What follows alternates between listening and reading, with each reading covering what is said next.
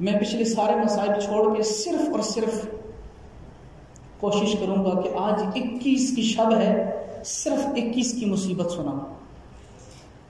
لیکن میں گزارش کروں گا خدا را، جس زمین پہ بیٹھے ہو یہ زمین علی ہے، جس شہر میں بیٹھے ہو یہ شہر علی ہے، اور جس کی مصیبت بیان کر رہا ہوں وہ مصیبت علی ہے.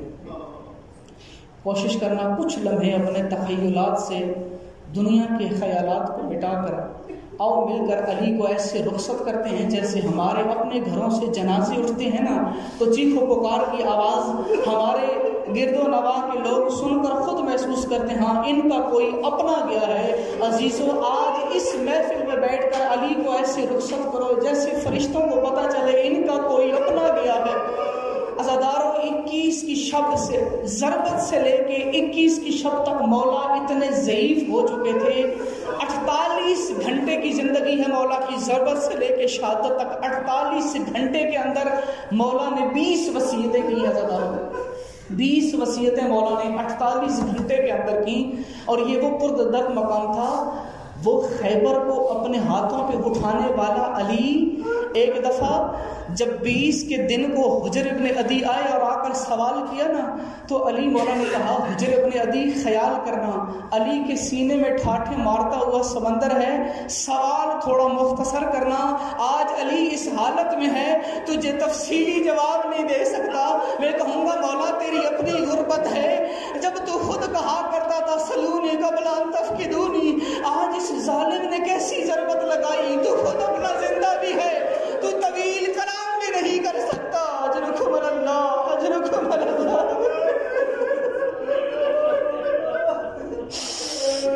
کہتے ہیں حجر بن عدی مختصر سوال کرنا، طویل سوال نہ کرنا. آج علی میں اتنی سخت نہیں ہے کہ تیرے سوالوں کے طویل جواب دے سکے. عزادارو، یہ وہ لمحے تھے، یہ وہ مصیبت کے لمحات تھے نا. عزادارو، طبیب کو بلایا گیا، بڑا حاذق طبیب تھا. طبیب نے آ کر جب علی مولا کی حالت کو دیکھی، معائنہ کیا، جائزہ لیا ضربت کا. اب منظر آپ نے خود بنانا ہے. عزاداروں، گھر کے ہر فرد کی نظر تھی طبیب کے چہرے پہ، طبیب کی چہرے تھی علی کے چہرے پر، اور ہر کوئی دیکھ رہا تھا ابھی طبیب کیا کہتا ہے. طبیب نے زخم چیک کرنے کے بعد، گہرائی ناپنے کے بعد 2-4 قدم پیچھے ہٹ کے جو اس نے جملہ کہا اس کا مفہوم یہ بنتا ہے یا علی اگر کوئی وصیت ہے تو کر لو، یا علی اگر کوئی وصیت ہے تو کر لو. یہ زخم بول کے بتا رہا ہے یا آپ کے پاس وقت بڑا تھوڑا ہے. تو اس وقت آگے بڑھ کے کسی نے کہا تھا طبیب تو بتا نا، زخم تو بڑا سخت ہے، اس کا کوئی علاج بھی تیری ذہن میں ہے، تو کوئی اپنی سوچ کے مطابق علاج بتا. عزادارو، اس وقت طبیب نے کہا تھا اگر ہو سکے تو علی کو دودھ پلاؤ. عزادارو، یہ دودھ پلانے کی بات جیسے ہی گھر سے صحن کے نکلی، صحن سے گلیوں میں نکلی، گلیوں سے نکلتی ہوئی کوفے میں پھیلی. اور اب یہ انداز یہ تھا کہ گھروں میں بیٹھے ہوئے بچوں نے اپنے حصے کا دودھ ماں کے پاس امانت رکھوا دیا. کہا آج ہم دودھ نہیں پیئیں گے، آج ہمارے بابا کو دودھ کی ضرورت ہے. چند لمحوں کے بعد علی کے گھر کے باہر صف لگی تھی، ہاتھوں میں پیالے تھے دودھ کے. عزاداروں، میں کہوں گا یا علی تیری اپنے نصیب، اور تو نے ایک پیالہ دودھ کا مانگا تھا اور پورا کوفہ تیرے گھر کے باہر کھڑا تھا. اور میں قربان جاؤں کربلا کے علی اصغر پر، اور بہتے ہوئے دریا کے کنارے اس نے ایک گھونٹ پانی مانگا تھا. اجرکم اللہ، اجرکم اللہ، اجرکم اللہ. بہتے دریا کے کنارے اس نے ایک گھونٹ پانی مانگا تھا. اس کے اپنے نصیب. عزاداروں، وصیتیں کرنا شروع کی. عزاداروں، اب انداز یہ بنا، حسین مولا کو قریب بلایا، حسن مولا کو قریب بلایا. عزاداروں، گھر کے ہر فرد کا ہاتھ تھام کے علی حسن کے ہاتھ میں دے رہے تھے. زینب کا ہاتھ تھاما، حسین حسن کے ہاتھ میں دیا. ام کلثوم کا ہاتھ تھاما، حسن کے ہاتھ میں دیا، سب کے ہاتھوں کو پکڑ کے مولا نے سارے ہاتھ حسن کے ہاتھ پہ رکھ دیے، ایک ہاتھ بچ گیا جو کھڑا تھا اس انتظار میں کہ ابھی میرا بابا بلا کے مجھے بھی میرا ہاتھ تھمائے گا اپنے آنے والے امام کے ہاتھ میں، لیکن نہ میرے عزیز، عباس خاموش کھڑا تھا، لیکن عباس کی والدہ برداشت نہ کر سکی، آگے بڑھ کے کہتی ہیں یا علی کیا مجھ سے یا میرے عباس سے کوئی غلطی ہوئی ہے؟ آپ کے بعد آنے والے امام کے ہاتھ میں میرے بیٹے کا ہاتھ نہیں تھاما۔ عزادارو ام البنین کے چہرے کی طرف دیکھتے ہوئے علی مولا نے اسی وقت حکم دیا، کہا عباس میرے نزدیک آؤ۔ عباس کو قریب بلانے کے بعد عباس کا ہاتھ تھاما، حسین کے ہاتھ میں دے کے کہا حسین تو جان عباس جانے۔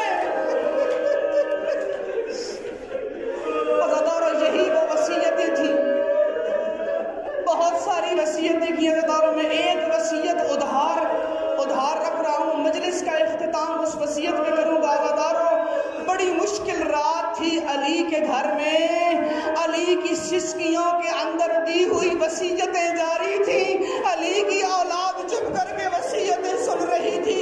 عزاداروں اب وہ وقت آیا، میں بالکل اختتام پہ پہنچ گیا ہوں۔ عزاداروں کوشش کیجئے گا علی کو اسی طرح آج رخصت کریں جیسی علی کو رخصت کرنے کا حق بنتا ہے۔ عزاداروں وہ وقت آیا جب سسکیوں میں علی کی وصیتیں دیتے دیتے جب صبح کی اذان کو 3 گھنٹے بچ گئے تھے، علی کی آواز مدھم ہونا شروع ہوئی، آنکھیں بند ہونا شروع ہوئی۔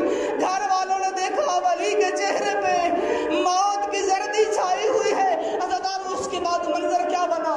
عزاداروں اذان سے 3 گھنٹے پہلے علی نے خود اپنا پہلو تبدیل کیا، اپنا رخ کیا کعبہ کی جانب، اور کعبہ کی جانب کرنے کے بعد علی مولا کی زبان پہ جملے یہ تھے، اشہد ان لا الہ الا اللہ، اشہد ان محمد رسول اللہ۔ میرا اللہ، میں علی گواہی دیتا ہوں تیرے سوا کوئی عبادت کے لائق نہیں، میرا اللہ تیرے محمد کے سوا کوئی رسول نہیں۔ عزاداروں گواہیاں مکمل ہوئی، علی ولی اللہ کی آنکھیں بند ہوئی، اور زینب یتیم ہو گئی، اور کوفہ میں ہر طرف سے ماتم کی آواز۔ عزاداروں وہ ایک وصیت ہر کوئی حسین سے پوچھا کرتا تھا، حسین نے وصیت نہیں بتائی، وہ وصیت کون سی تھی؟ عزاداروں آخری وقت تھا علی کا، علی نے حسین کو قریب بلایا۔ عزاداروں قریب ہوتے ہوتے حسین اتنے قریب گئے، حسین کی کانوں کی لو علی کے لبوں سے ٹکرا گئی، علی نے دھیمے سے لہجے میں کوئی وصیت کی۔